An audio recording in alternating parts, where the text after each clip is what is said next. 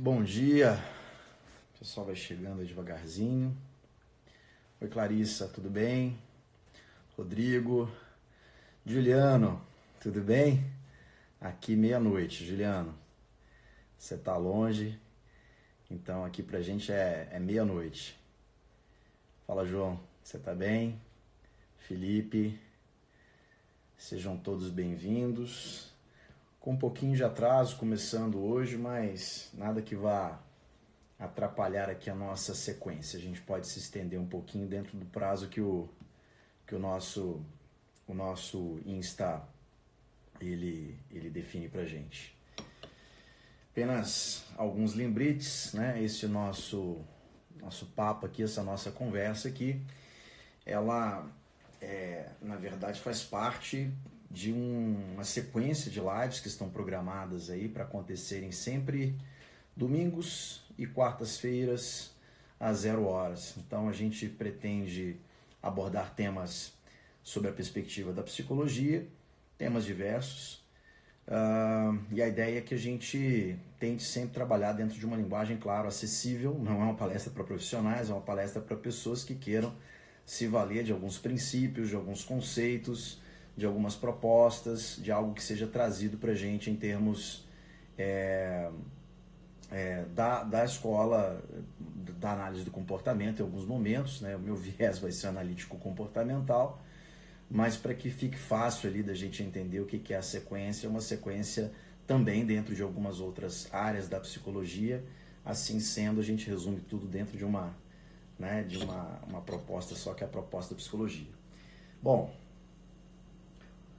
o Expresso, para que a gente simbolize o tema, né, maior aí das lives, que é o Expresso da meia-noite. Então a ideia é que a gente sempre faça a 0 hora, para fugir um pouco daquele horário nobre em que de 19 às 22 horas a gente tem sempre um movimento muito grande, né, uma publicação, uma quantidade muito grande de lives. E aí quando a gente começa a concorrer, eu acho que a gente acaba dividindo um pouco o público. E esse horário, eu estou entendendo que é um horário interessante para aqueles principalmente que são pais e que têm filhos que dormem mais tarde, porque estão com os horários totalmente alterados. Por mais que a gente consiga abordar com os filhos essa necessidade de dormir cedo e que a gente consiga contingenciar, a gente sempre vai ter uma dificuldade a mais, considerando que a rotina já está bem alterada. O meu, por acaso, foi dormir agora, não deve ter 30 minutos. Então é um pouquinho difícil para os pais, e nesse sentido a gente vai tentando estender um pouquinho, né, o horário para esse horário de meia-noite, tá? Bom, apresentações aí realizadas. Aqueles que não me conhecem, eu sou Fábio Caló, sou psicólogo, tenho uma formação em uma graduação em psicologia pelo UniCeub, fiz uma especialização na área de terapia analítico-comportamental e um mestrado na área de análise do comportamento pela Universidade de Brasília. Então essa talvez seja uma formação que vai influenciar algumas das coisas que eu vou trazer aqui. Quero inicialmente saudar todo mundo, quem está chegando agora, quem de certa maneira não recebeu ainda o meu bom dia. E aí a gente começa, né, a nossa apresentação propriamente dita. Não sei quantos de vocês, né, de alguma maneira já lidaram, assim, direto ou indiretamente com o tema da proposta de hoje. Esse tema é um tema que, de certa maneira, traz uma dificuldade, muitas vezes, de compreensão, até mesmo há uma discordância acerca do que existe, do que não existe. Eu vou sempre dizer que, na dúvida, vale a regra, que é a regra do casal, né? Então, a gente começaria perguntando, assim, sobre vocês acreditam ou não acreditam? Quer dizer, fidelidade online, traição online é uma coisa que existe? Não existe? Essa é uma primeira pergunta. Tudo bem se o cônjuge estiver conversando, batendo um papo, ainda que seja um papo sem muito conteúdo, digamos assim, exclusivo, com uma pessoa todos os dias, até altas horas? Tranquilo isso para vocês?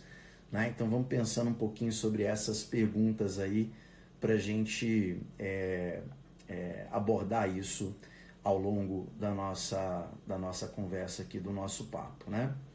Bom, o que eu queria trazer para vocês inicialmente é que infidelidade conjugal é um termo que, de certa maneira, tem sido estudado de uma forma especial por alguns autores, e dentre esses autores eu destacaria uma norte-americana chamada Shirley Glass e, claro, seus colaboradores. Shirley não é mais viva, ela faleceu em 2002, mas deixou um legado muito interessante e aqueles que, de certa maneira, estiveram com ela ao longo do tempo de pesquisa trouxeram algumas questões assim que ficaram bem marcadas assim pra gente, né?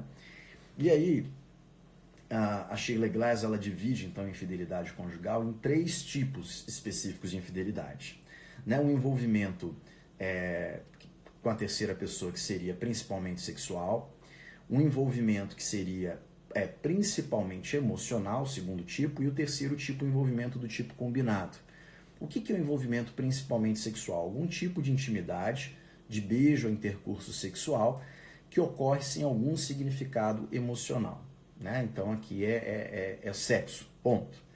Quando a gente fala do segundo tipo, envolvimento principalmente emocional, é um envolvimento de moderado a profundo, com alguma intimidade, com intimidade física insignificante, né? Alguma intimidade ou intimidade insignificante.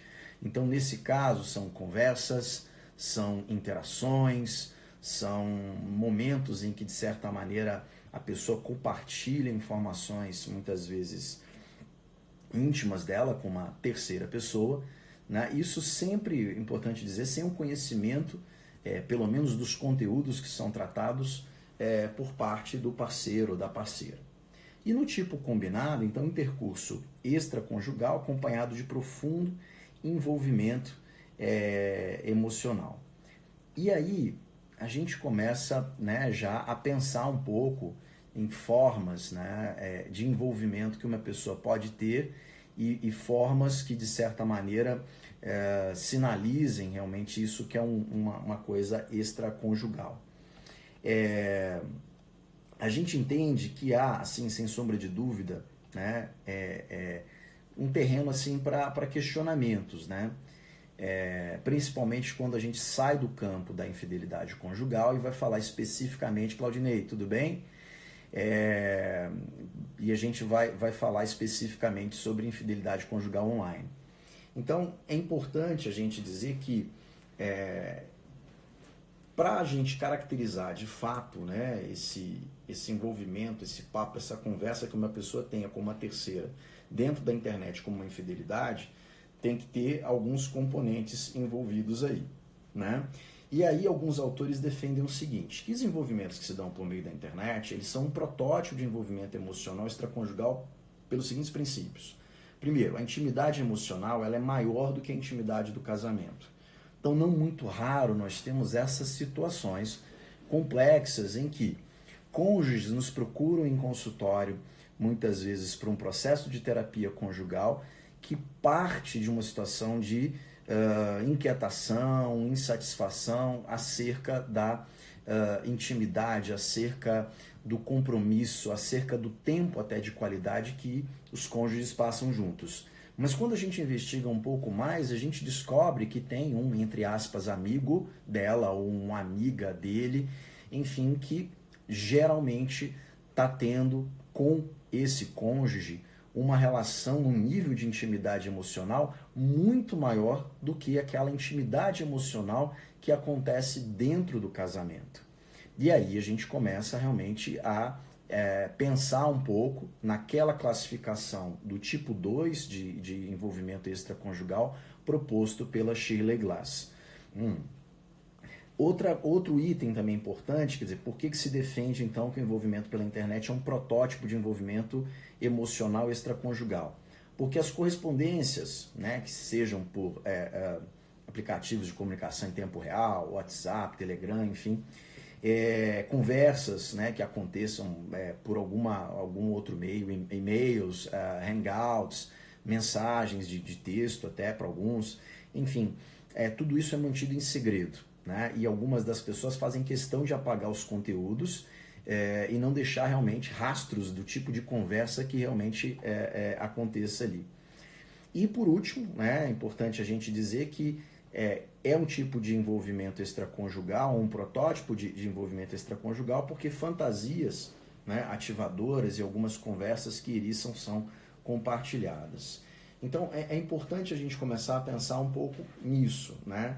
Quando se trata de uma relação em que ambos sabem não só, né, da frequência, do teor daquela conversa que está acontecendo ali, enfim, de tudo que está rolando naquela comunicação online, parece-nos que a princípio está tudo ok. Por outro lado, quando existe esse segredo e existe principalmente uma conversa que estimule, uma conversa que trabalhe de certa maneira esse aspecto de desejo, esse aspecto sexual, a gente já começa realmente a trazer, né, um questionamento sobre a natureza daquela relação com uma terceira pessoa. Então tudo isso, para a gente começar a pensar um pouco, né, na pergunta que foi feita inicialmente, que é: existe ou não existe infidelidade conjugal? Quer dizer, tem autores que já estão defendendo que sim, né, exatamente por esses critérios que eu acabei de apresentar. Pois bem, isso tudo é muito conceitual, eu entendo, né, e é claro que em última análise vai valer sempre a regra, que é a regra definida pelos cônjuges, né? Nós sabemos que há relacionamentos em que se permite, inclusive, que haja não só o envolvimento sexual, mas inclusive emocional. Nós temos os trisais hoje, nós temos situações hoje em que as pessoas têm relacionamento aberto. Então, uma vez que exista, né, essa relação consentida, está tudo bem. Por outro lado, quando é alguma coisa que parte, né, a princípio de um discurso, de uma relação monogâmica, e essa monogamia ela não é respeitada, ou ela é combinada em teoria, mas ela não é levada, né, a sério dentro dos critérios, as coisas complicam. Um problema que acontece aí muitas vezes é que as pessoas não têm assim, muita noção claramente do que é esse impacto. Eu vou falar um pouco mais sobre isso no decorrer da apresentação, mas o que é o impacto, né, dessa sensação de ser alvo de infidelidade. Né, o impacto emocional, o efeito psíquico que isso pode gerar para uma pessoa.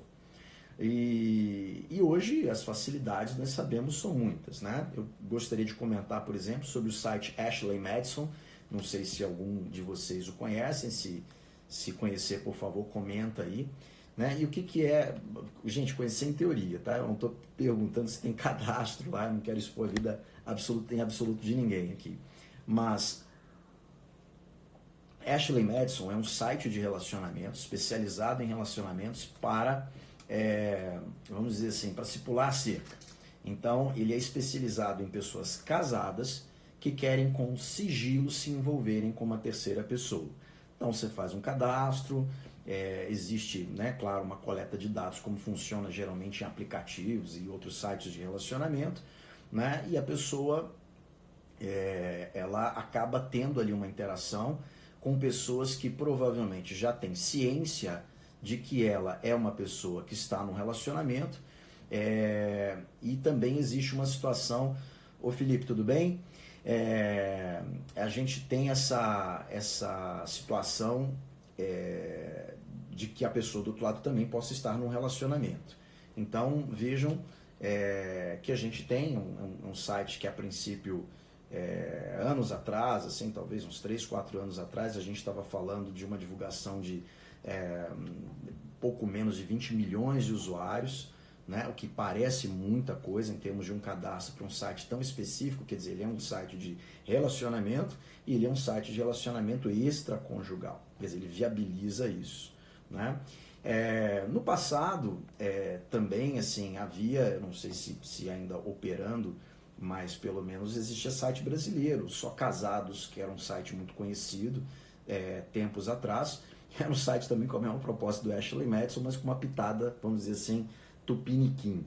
Né? E aí a gente vê como as coisas elas podem facilitar a vida das pessoas que estejam interessadas em mergulhar em alguma coisa sem que sejam descobertas.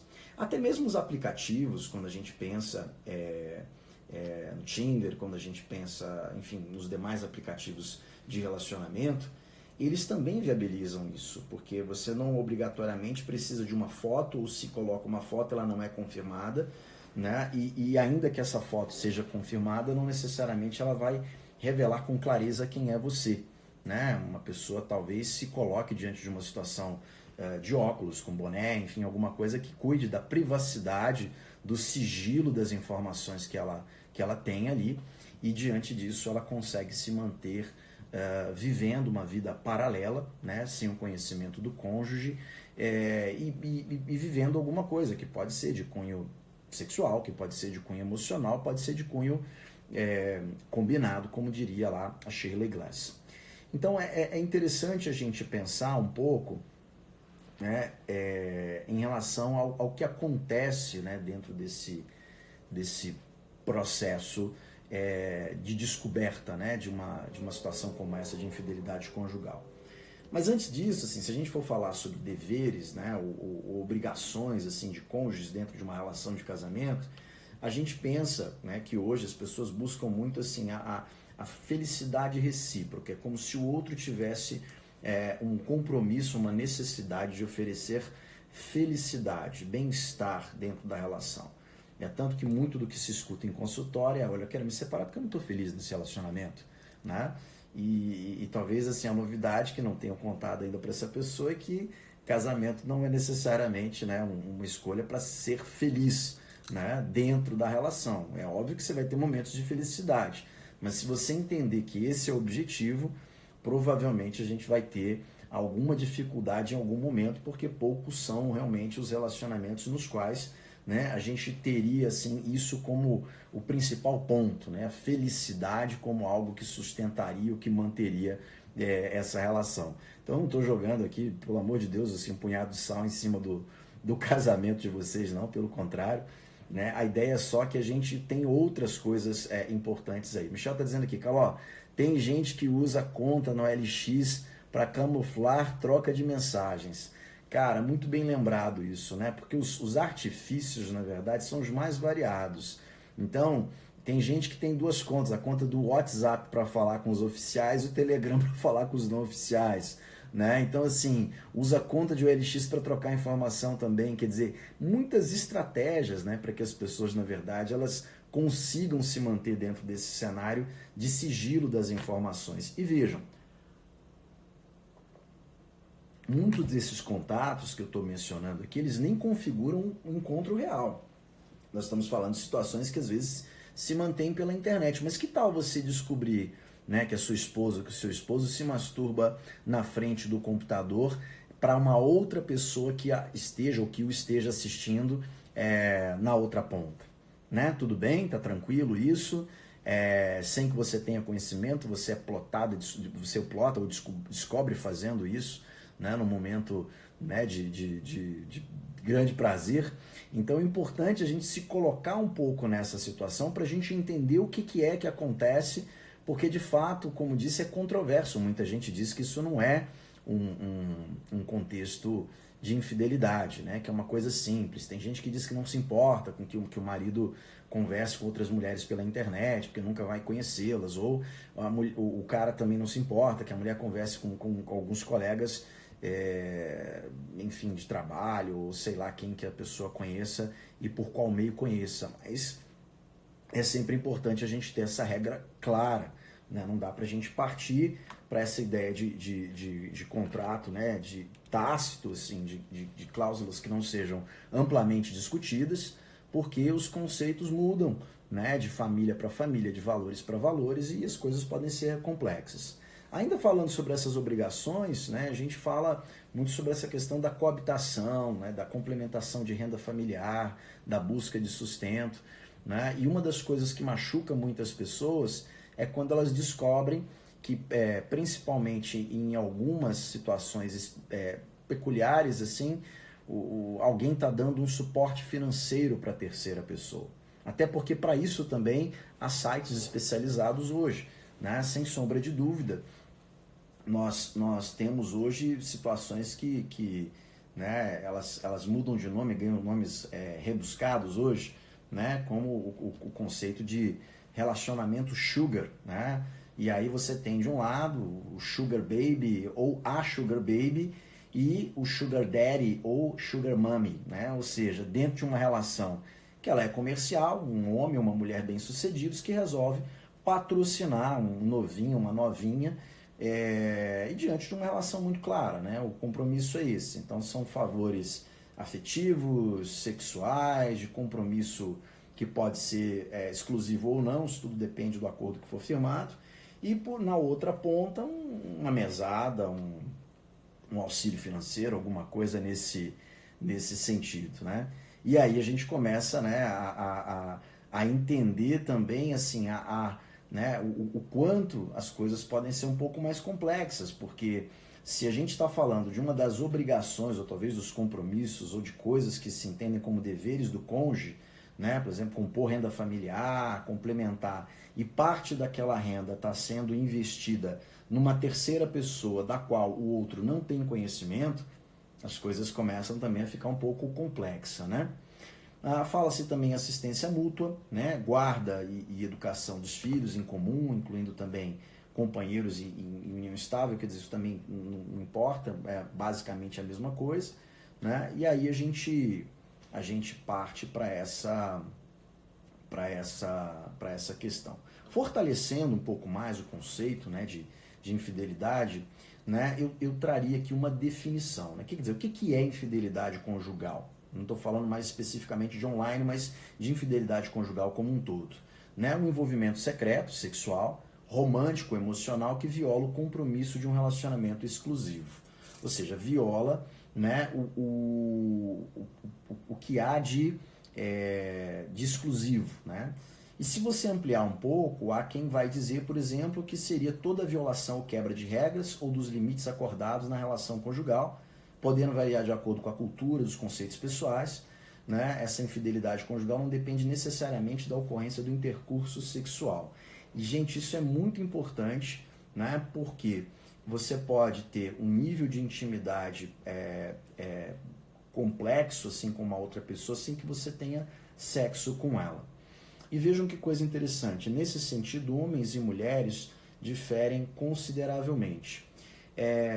Tem um livro muito interessante que trata sobre isso, na verdade tem vários livros interessantes, mas se nós lembrarmos aqui do Elcimar Coutinho, talvez alguns de vocês o conheçam, ele é um médico e farmacêutico, um senhor já, reside em Salvador, e ele que desenvolveu aquele chip hormonal que controla o ciclo menstrual para as mulheres, que, né, também modela o corpo para aqueles ou para aquelas que queiram, né, melhorar diante dessa situação. O chip é um pequeno cilindro que ele é colocado embaixo da pele e ele vai gradativamente liberando uma programação de hormônios que é feita para a pessoa em específico. Mas esse médico, antes de desenvolver isso daí, ele já se inquietava com algumas questões de ordem, assim, eu diria evolucionista, de ordem comportamental, e ele tem uma publicação muito interessante que se chama Ciúmes, né? O Elcimar publicou esse livro e lá mostra claramente um padrão diferente de ciúme masculino e de ciúme feminino. Eu estou falando disso especificamente para a gente contextualizar com uma história que eu vou trazer para vocês. Eu só queria lembrar que todas as histórias que eu conto, geralmente eu pergunto expressamente à pessoa ou às pessoas, quando são duas envolvidas, para que não haja nenhum tipo de problema assim, trazer aquela informação. Óbvio que o objetivo é sempre ilustrar uma apresentação, seja uma apresentação dentro de um contexto como esse aqui, que é mais informal, seja num contexto mais formal como um contexto de congresso, mas claro, o acordo com essas pessoas que assim permitem vão trazer, seria um acordo de que haveria total sigilo das informações que pudessem identificar essas pessoas. Então, com alguns dados como idade, por exemplo, são modificados, a gente toca pouco em relação à residência, vocês vão ver que, né, é algo apenas para ilustrar, mas eu faço questão assim de esclarecer que é assim que funciona. A gente sempre que conta uma história em que pese ser um caso clínico, né, a gente precisa necessariamente ter esse pedido aí. Pois bem, oi Mari, tudo bem? Bom dia. Então a gente vai né, pensar assim um pouco sobre essa história para trabalhar um pouco esses conceitos. Eles casados, tá? Já há 12 anos, e com filhos desse casamento.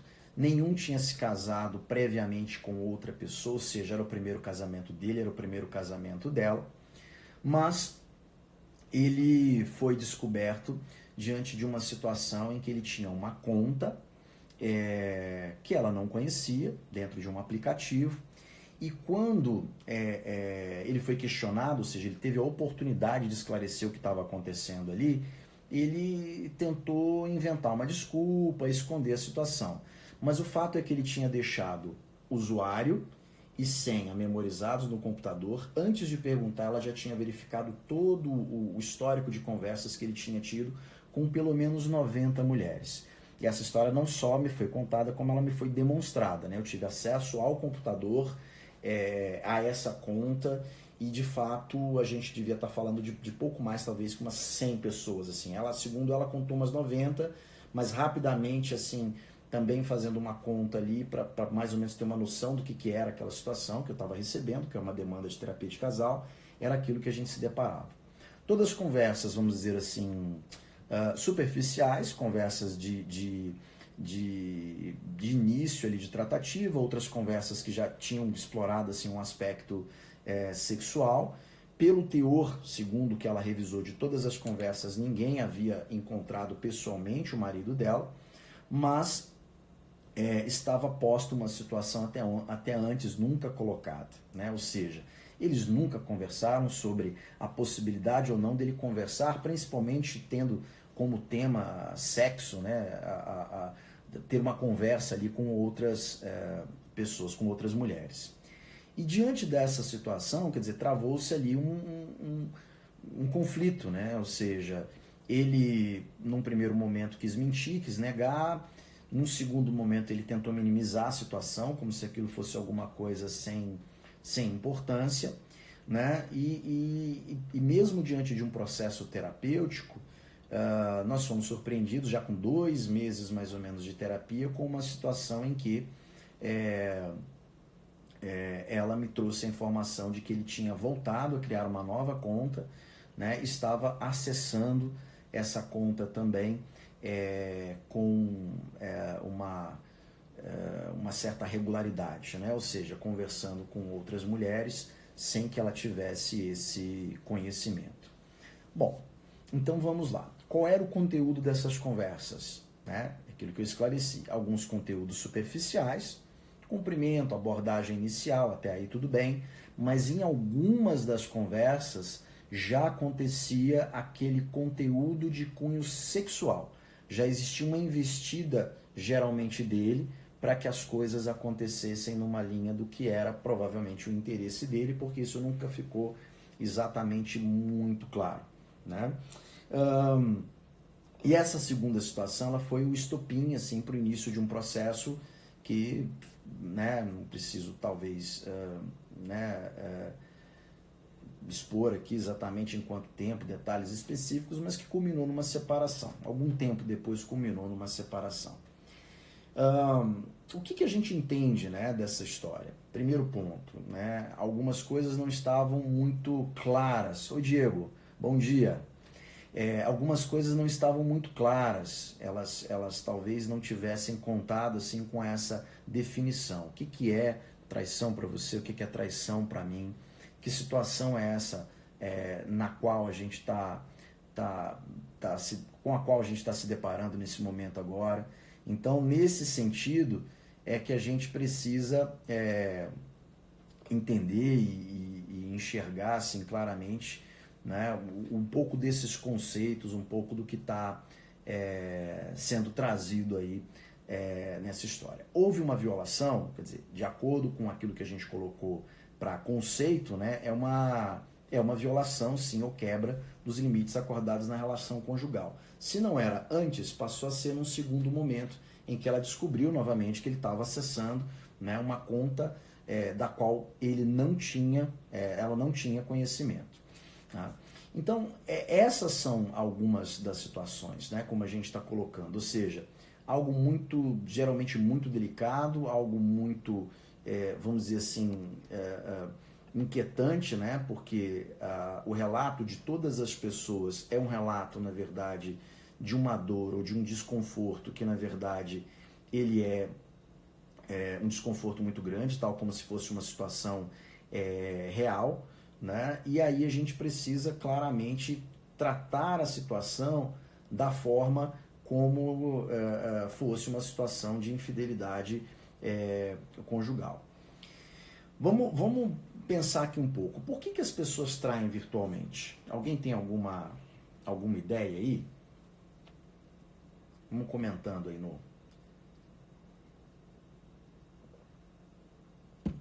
chatzinho, comentem aí. Por que as pessoas traem virtualmente?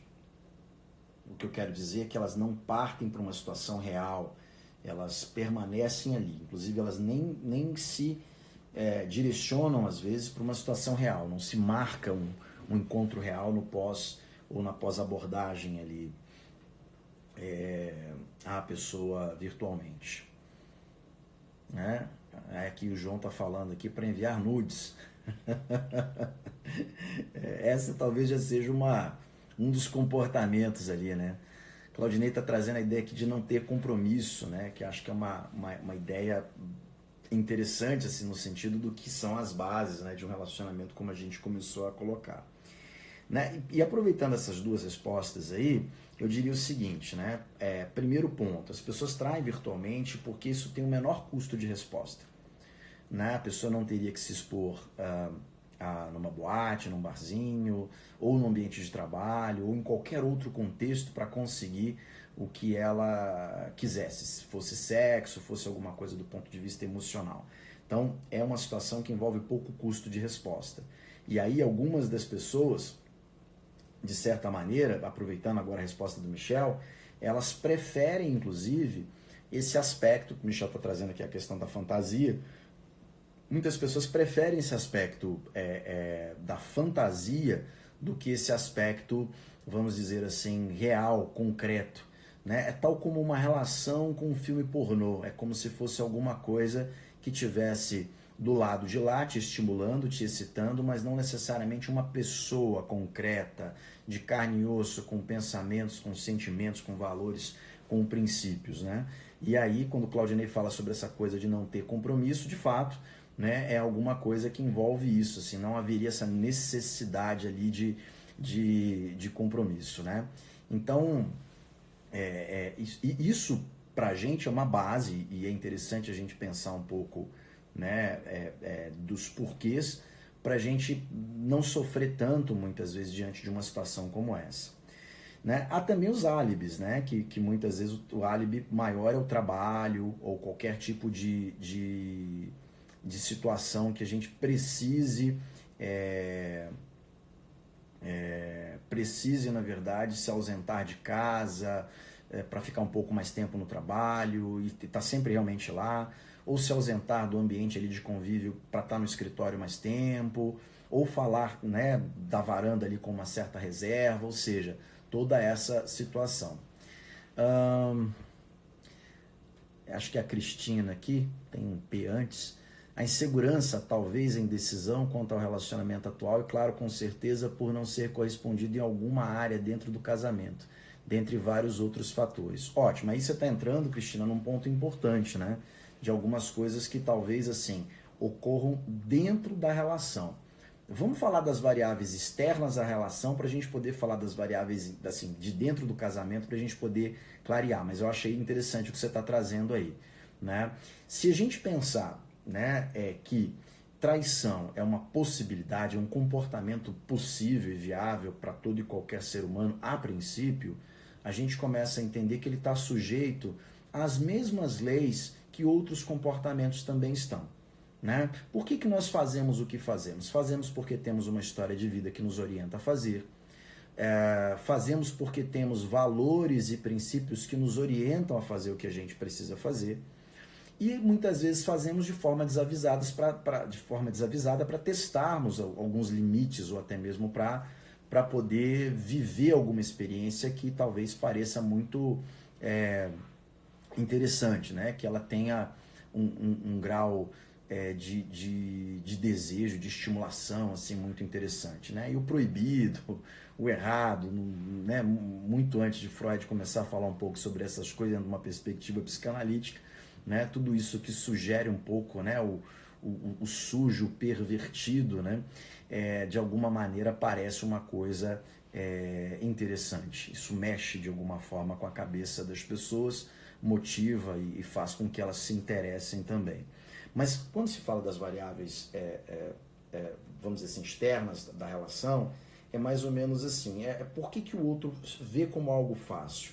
Como eu falei, a gente tem o Ashley Madison, a gente tem lá o aplicativo Sugar, de relacionamento Sugar, a gente tem lá o Tinder, a gente tem lá os outros aplicativos de relacionamento também, e tudo isso é terreno fácil, né, para aquilo que é o menor custo da resposta. A pessoa não tem que fazer muita coisa para poder mergulhar naquilo ali.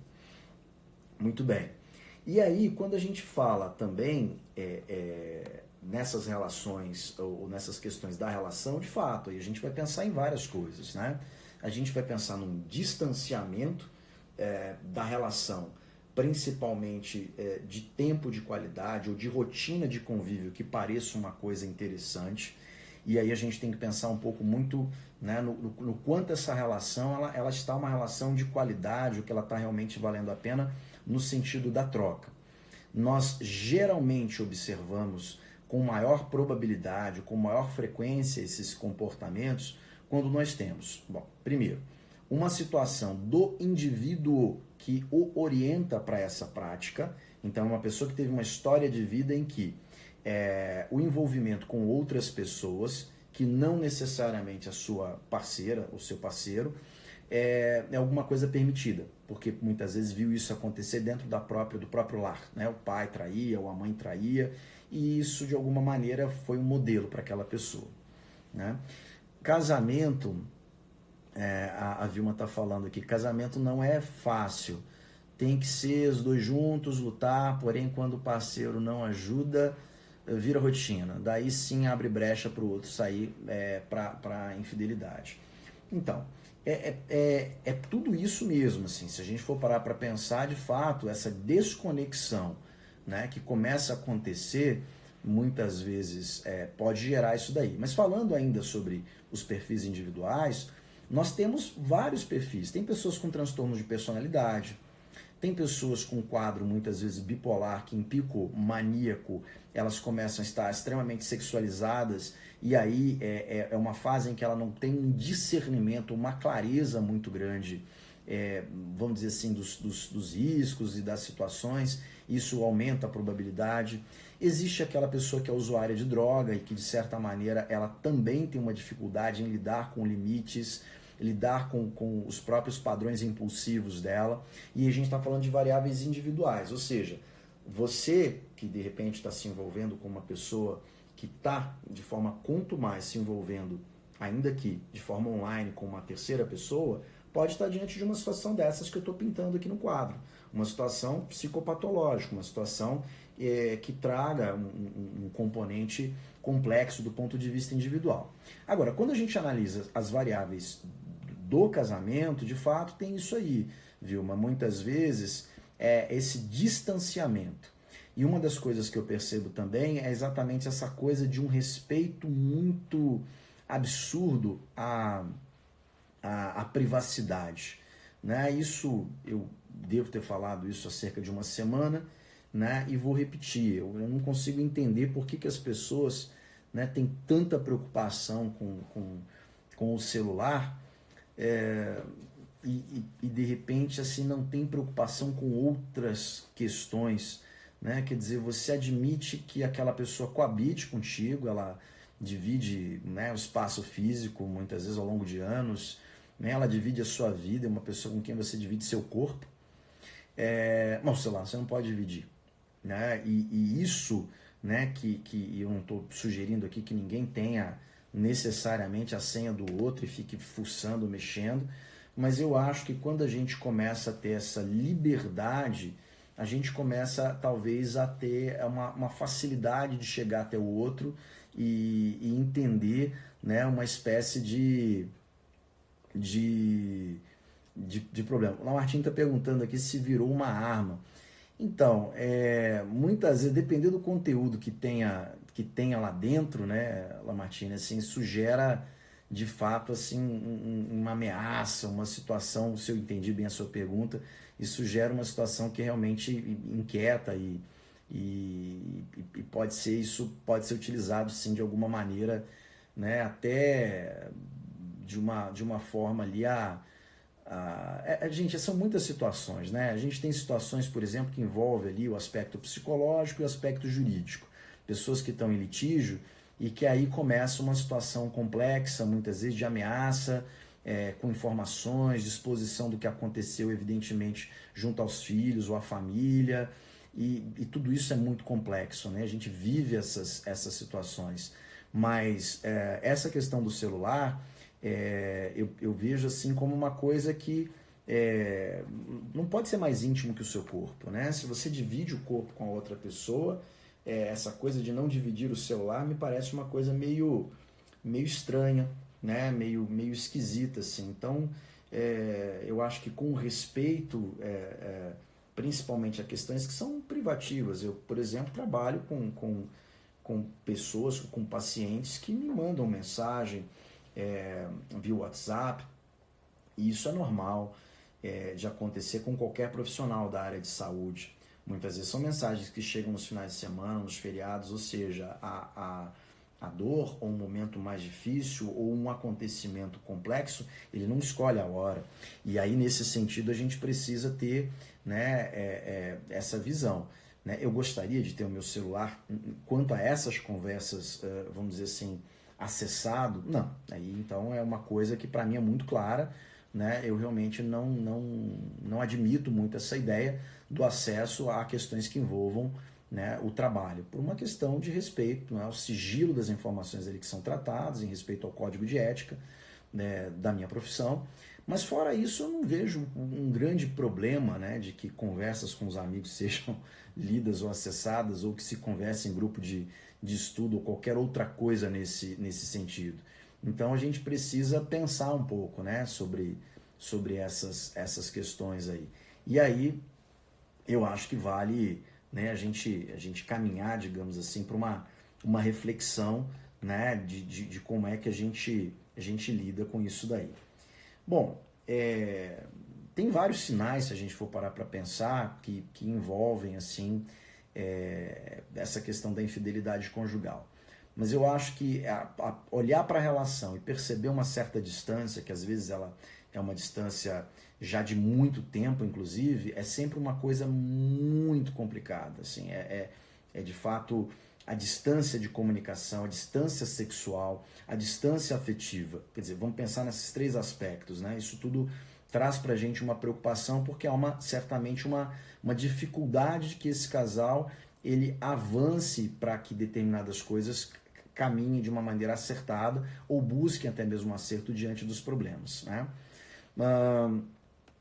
Quando a gente pensa, então, né, nessa questão dos sinais que acompanham isso aí, tem várias coisas, né? Esse distanciamento aí, como eu disse, é um dos pontos, mas a gente pode falar de outras questões também.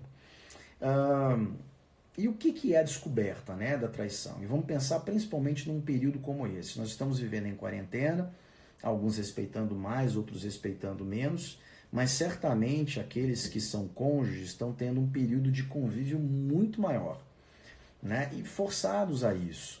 Então imagine assim, a probabilidade de que uma pessoa seja, né, como no título ali da palestra, seja desmascarada, né, diante, não literalmente, mas de forma figurada, e isso aí é o que na verdade a princípio poderia acontecer exatamente nesse período agora. Então é importante a gente entender o que envolve esse período, né? Primeiro, um impacto emocional, né, grande, que envolve raiva, que envolve medo da perda, que envolve desespero.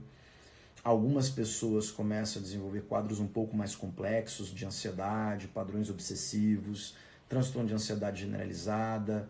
Outras chegam a apresentar até mesmo quadros muito similares ao de transtorno de estresse pós-traumático. Algumas pessoas desenvolvem quadro de depressão e outras entram assim naquilo que é talvez a maior preocupação que a gente tem do ponto de vista psíquico, as duas maiores preocupações. Uma, transtorno de personalidade, que é quando a pessoa surta literalmente, tecnicamente falando, né? Ou seja, ela realmente cinge com a realidade e ela apresenta traços daquilo que nós coloquialmente chamamos de loucura, né? A pessoa, nesse caso é literal, a pessoa realmente enlouquece, né? Então, não sei de uma, não sei de duas, eu sei de várias situações nas quais a descoberta da infidelidade conjugal, ela gerou uma situação de surto de uma pessoa que realmente precisou ser tratada dentro de hospital psiquiátrico. Então, é sempre alguma coisa muito complexa nesse sentido. Assim como na traição offline, a Sheila Gleiser que vai dizer isso daí, a reação traumática, né, dessa descoberta se deve à destruição de pressupostos básicos de relacionamento, de compromisso, honestidade e credibilidade. Então, isso é um pressuposto básico, né? Honestidade e credibilidade na relação. Isso a gente espera de qualquer relação, de uma relação comercial, uma relação que a gente tenha né, com um colega de trabalho, mas a gente espera principalmente honestidade e credibilidade daquela pessoa com quem a gente escolhe muitas vezes passar uma vida inteira. Então isso é importante. E aí, né, a gente pensa que essa descoberta com esse nível de impacto pode trazer realmente grandes problemas ali para essa, né, vamos dizer assim, para esse processo ali de separar, de superação, né? É isso que eu queria dizer. Então, se a gente for parar para pensar ou raciocinar, assim, tá, descobriu, e aí? O que a gente imagina, o que a gente faz, né? Primeiro ponto, assim, internet, né, ela é usada para absolutamente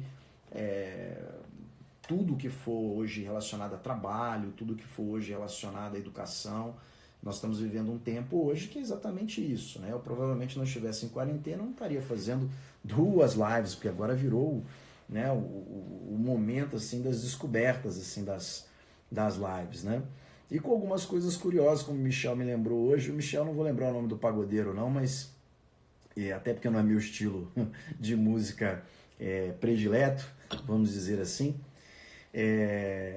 E o Michel estava compartilhando mais cedo aí que um desses pagodeiros aí, numa das lives, ele teve, dentre as pessoas que estavam comentando lá, uma ex-esposa com quem ele teve filhos, né? E para que ele não pague a pensão alimentícia, descumprindo algumas decisões judiciais ao longo de mais de 10 anos, e ela desmascarou o pagodeiro lá diante dessa situação. Então as lives, assim, agora as pessoas estão Almirzinho, eu não faço nem ideia assim, do que seria a música desse Almirzinho, mas o Almirzinho, ele realmente, né, entrou pelo cano aí, fazendo essa live e de repente criando essa oportunidade de exposição aí da esposa. Mas assim, a internet ela veio para ficar, então muitas pessoas quando descobrem, você não vai mais ter contas de aplicativo, não vai ter que sair das mídias sociais online, eu não quero mais você com WhatsApp. Gente, isso de fato não procede, não é a realidade, né? Então esse cerceamento, né, não vai resolver, radicalismo algum vai resolver o problema nesse sentido. É sempre importante a gente pensar que as pessoas precisam conversar para definir, né, o que pode e o que não pode na relação, né, e se descobriu alguma coisa que realmente machucou bastante, né, como lidar com isso, ou quais são os próximos passos, digamos assim, para a superação, né?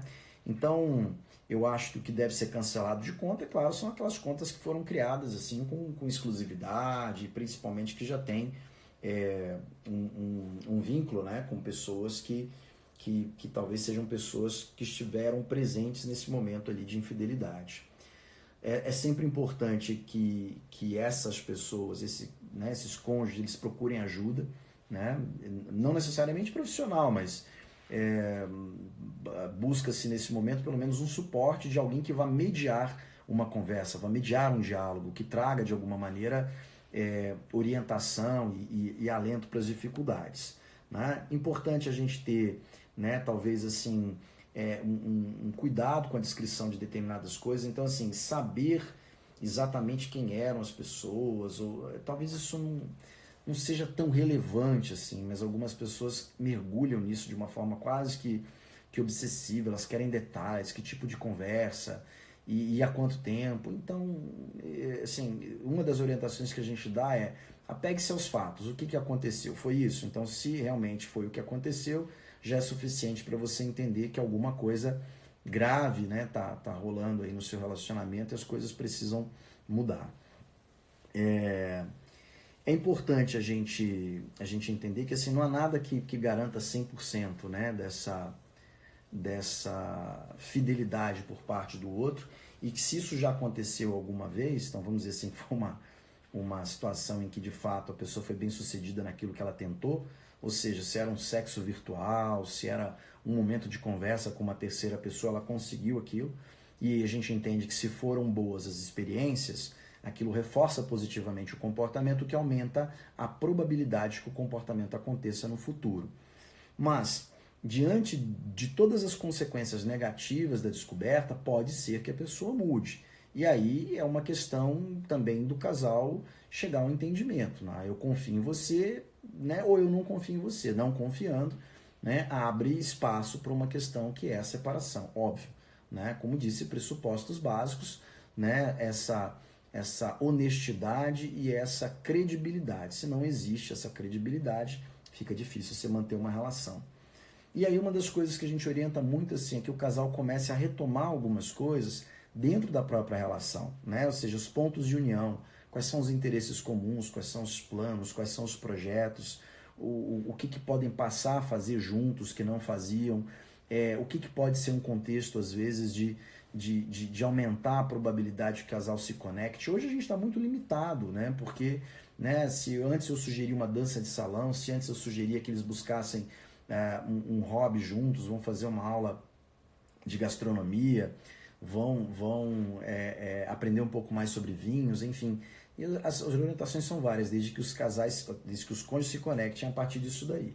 E uma das coisas que a gente, claro, sempre orienta também é essa coisa de que se nada, né, os amigos, as figuras de mediação, muitas vezes a igreja não consegue dar uma orientação, um direcionamento para isso, que essa pessoa procure ajuda profissional, né, de um psicólogo que trabalhe com essa proposta, né, seja ela sobre a perspectiva individual, para que a pessoa aprenda a lidar com o perdão quando for o caso, seja na perspectiva individual desse indivíduo que é contumaz em se envolver com outras pessoas, ainda que ele tenha um sofrimento emocional decorrente disso daí, e dentro de uma perspectiva de casal, exatamente buscando esse ajuste aí, que é um ajuste, vamos dizer assim, não muito fácil, né? Porque a gente está falando de duas coisas extremamente difíceis, né? Que é exatamente receber uma situação de traição, entender que aquilo ali, de certa maneira, não orientaria obrigatoriamente a um término de relação, e buscar a prática do perdão. Então, são coisas muito complexas, né, se a gente for parar para pensar. E perdão, toda vez que a gente fala nisso, a gente sabe que é um comportamento que requer, de fato, todo um processo para que ele realmente aconteça. E muitas pessoas que dizem ter perdoado, nós sabemos, elas não perdoaram de fato, né? Existe ali um sentimento de sofrimento, de dor, de mágoa muito grandes, e isso continua ainda atrapalhando bastante a relação. Em linhas gerais, gente, é sempre importante, né, a gente pensar na relação conjugal, né, como algo vivo, como um sistema vivo, né, e um sistema que precisa ser cuidado, um sistema que precisa ser reajustado, um sistema que precisa passar por uma espécie de uma revisão de tempos em tempos, e essa revisão é feita pelos cônjuges, individualmente e conjugalmente. Agora, não é possível que a gente realmente precise esperar chegar numa situação como essa de infidelidade conjugal online ou até mesmo presencial, assim, uma coisa vivenciada de fato, para que a gente note ou perceba claramente que alguma coisa na relação não vai bem. Pode ser que a relação esteja muito bem, como eu disse, pode ser uma variável meramente individual, de uma das pessoas, aquela que trai. Mas a gente precisa investigar isso para ter essa clareza. Então o papo de hoje era esse era o tema que eu tinha para trazer para vocês. Estamos aqui já com mais ou menos uns 55 minutos de live. O Insta ele é cruel, ele nos derruba exatamente com 60 minutos. Então quero agradecer a participação de vocês, o fato de terem ficado aqui comigo até esse horário. Acompanhem, divulguem, auxiliem, né, para que esse projeto chegue ao conhecimento de várias outras pessoas. Na quarta-feira, 0h, estarei aqui novamente para a gente falar sobre um outro tema, tá? Aceito sugestões de temas, por favor me contactem no direct ou podem comentar também as nossas postagens. Todas as sugestões serão sempre muito bem-vindas e serão analisadas também para que possam compor aí os novos temas. Nós teremos muitos temas para apresentar, são 2 vezes por semana, né? Quartas e domingos, dá para a gente bater uns papos legais, assim, interessantes. E a partir da próxima semana eu vou criar umas caixas de perguntas aqui no meu perfil e no perfil do IMPA também, para que a gente veja o que são as maiores dúvidas ou quais são os temas talvez mais relevantes para a gente poder conversar a respeito deles, tá bom? Vamos conversando lá, Martini, obrigado. Michel também, cara, obrigado pelo feedback positivo. Cristina também, muito obrigado. Espero que possa ter contribuído de alguma maneira aí. Maria Ângela, obrigado. Marcos Paulo também, obrigado. Então, fica o convite a vocês participarem das próximas. Claudinei, bom dia, meu irmão. E espero que a gente possa, né, trocar aqui um pouco mais. Um abraço grande. Aproveitem aí o domingo de vocês.